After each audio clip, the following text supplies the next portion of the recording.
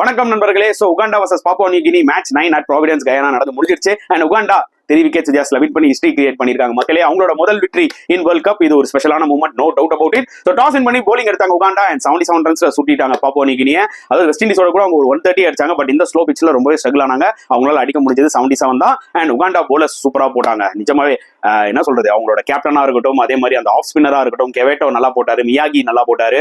Especially அவங்களோட அந்த off spinner வந்து 4 overs 2 maidens 4 runs 2 wickets. வாய்ப்பே கிடையாதுங்க, செமையா போட்டார் அவரு. அண்ட் ரிப்ளைலயும் வந்து பாத்தீங்கன்னா உகாண்டா கொஞ்சம் ஸ்ட்ரகிள் ஆனாங்க. ஏன்னா இது அந்த அளவுக்கு ஒரு ஈஸி விக்கெட் கிடையாது. அவங்களும் இந்த 78 டார்கெட் வந்து பாத்தீங்கன்னா 18.2 overs வரைக்கும் எடுத்துட்டு போனாங்க. 7 விக்கெட் வித்துட்டாங்க.